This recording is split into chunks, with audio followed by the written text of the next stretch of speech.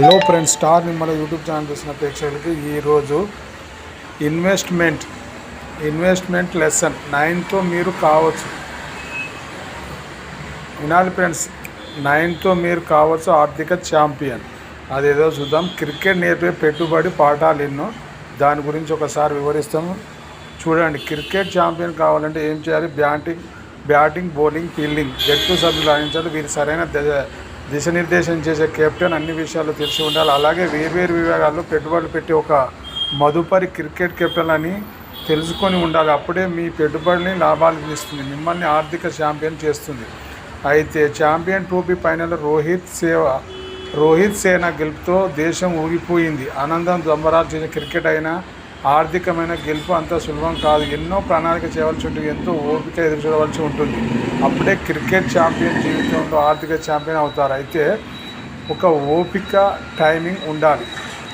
First, గత వారం champion trophy final wicket కోల్పోకుండా 100 పరుగులు చేసిన జట్టు ఒకసారిగా కుదురునకు గురైంది.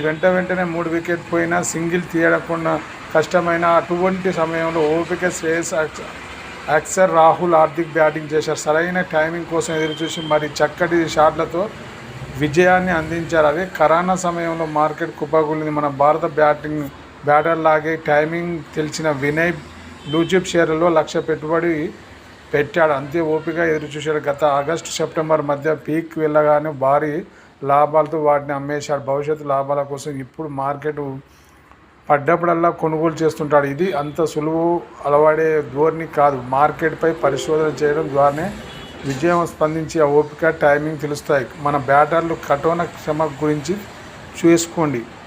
ఇకపోతే నెంబర్ 2, పరిస్థితిని అర్థం చేసుకోవాలి. దుబాయ్ ఫీజ్ సంగతి తెలుసుకున్న మన కెప్టెన్ రోహిత్ అందుకు తగ్గట్టుగా గేమ్ ప్లానింగ్ వచ్చాడు. అదనపు స్పిన్నర్తో తెచ్చుకున్నాడు. కోచ్ అండతో ప్రత్యర్థులను బలబలాలు అవగాహన చేసుకుని మరి మన జట్టుని అజయంగా నిలిపాడు. విజయ్ కూడా అంతే. తన వద్ద పెట్టుబడులను పెట్టవలసిన డబ్బు విషయంలో మంచి ప్లానింగ్ ఉంటాడు. దేశ అనిశ్చితను, ఆర్థిక పరిస్థితి ఆధారంగా ఎప్పటికప్పుడు తన పెట్టుబడులను మళ్లిస్తుంటాడు. ట్రంప్ రాక ముందే విదేశీ మదుపర్లతో పాటు తన స్టాక్ పోర్ట్ఫోలియోను తగ్గించేశాడు. పసిడిపై పెట్టుబడులు పెట్టాడు. అక్కడ నష్టాలు రాకుండా చూసుకోవడంతో పాటు పసిడిలో లాభాలు వచ్చి చూసుకున్నాడు. ఇవన్నీ నిపుణులు కోచ్ చర్చించి చేశాడు. ఇకపోతే అవుట్ అయ్యే పరిస్థితిని లెక్క వేసుకుంటుంటే మొన్నటి సెమీఫైనల్ కోహ్లీ వేట మధ్య 50కి పైగా సింగిల్ తీశాడు. ఎందుకు? తన వికెట్ పడిపోతే ఏమవుతుందో తనకు తెలుసు. అందుకే అవుట్ అయ్యే సమయానికి విజయాన్ని ఖరారు చేశాడు. విపిల్ కూడా కోహ్లీ తరాన్ని తన పోర్ట్ఫోలియో గమనిస్తూ ఉంటాడు.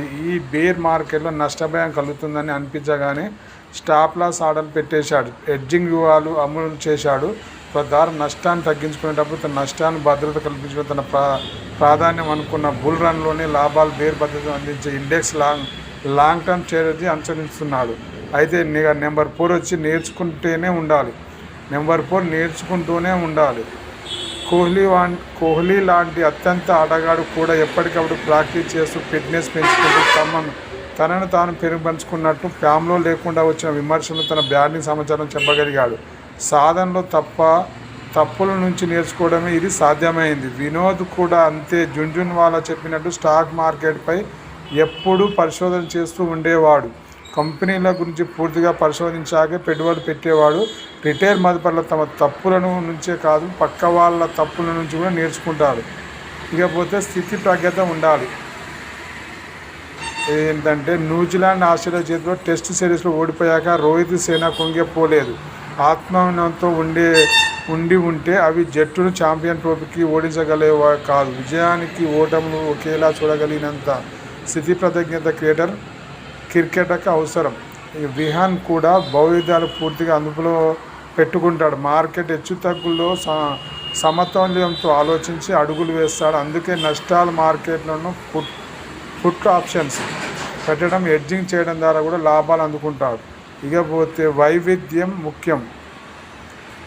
ఆటగాళ్ళకు ఎంచుకునే ముందు బీసీసీఐ ఎంత ఒడిపోస్తుందో తెలిసిందే. ప్రతి ఆటగాడి ఒక వైవిధ్యమైన నైపుణ్యం ఉండి జట్టుగా ఆడినప్పుడు ఆయా నిపుణులపై కలిసి వస్తే విజయాలను సాధ్యమవుతుందన్న సూత్రం ఆధారంగా ఎంపిక ఉంటుంది. అంటే అలాగే ఉత్తమ మదుపరి విస్తృతం ఏం చేస్తాడంటే దీర్ఘకాలికం లాభాలు అందించేలా తన పోర్ట్ఫోలియో నిర్మించుకుంటాడు.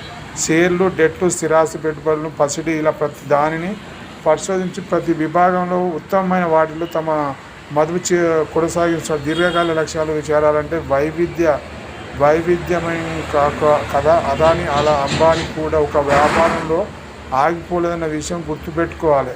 నెక్స్ట్ పోతే ప్లేయర్ గాయపడితే, మ్యాచ్కు ముందు ఎవరైనా ప్లేయర్ ఉన్నట్టుండి గాయపడితే ఇటువంటి పరిస్థితుల్లో మనల్ని భవిష్యత్తు కోసం ప్రణాళిక చేసే ఒక అత్యవసర పరిస్థితులకు తగ్గట్టుగా ప్లాన్ బి ఉండాలి.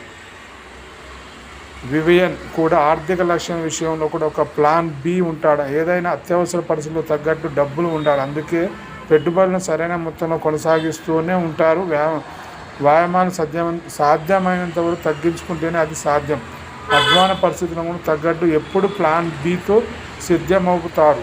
ఇక పోతే పవర్ ప్లేలో గట్టిగా ఆడాలి. సిటీ ఫైనల్ మ్యాచ్ రోహిత్ దాటిన ఆడకపోయి ఉంటే తర్వాత కావాల్సిన రన్ రేట్ పెరిగిపోయి చివరిలో వచ్చినట్టు బ్యాటర్లకు కష్టం సాధ్యమయ్యేది. అయితే ఇది మన ఆర్థిక అంశాలకు వర్తిస్తుంది. విరాట్ తెలుసు, ఉద్యోగం వచ్చిన వెంటనే డబ్బులు ఆదా చేయడం ప్రారంభించాడు. పెద్ద ఆర్థిక లక్ష్యం సాధించాలంటే చిన్న వయసులోనే సాధ్యమైనంత ఎక్కువ మదుపు చేయాలన్న సూత్రాన్ని వంట పట్టించుకున్నాడు. కొంత వయసు పోయాక మదుపు చేసిన లక్ష్యం చేరడం కష్టమవుతుందని గుర్తించేవాడు. చివరి ఓవర్లో రన్అట్ వద్దు. ఫైనల్ చివరి ఓవర్లో కొట్టాల్సిన రన్స్ తక్కువ ఉన్న రిస్క్ తీసుకొని మన బ్యాట్స్మెన్ రన్ అవుట్ అయి ఉంటే చకచక వికెట్లు పడి ఉంటే అమ్మో ఊహించేది భయం వేసేది కదా.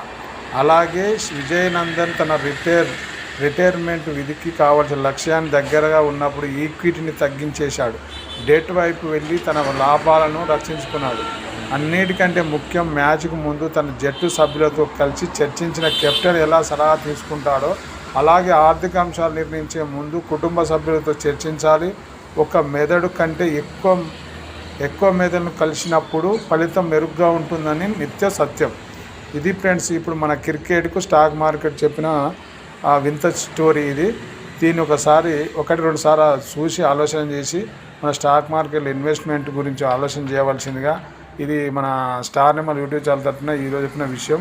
మన ఛానల్ని ఎవరైనా సబ్స్క్రైబ్ చేయండి, లైక్ చేయండి, షేర్ చేయండి. మంచి వీడియోతో మళ్ళీ కలుద్దాం. జై Hind. Hello friends, star number YouTube channel చూసిన ప్రేక్షకులకి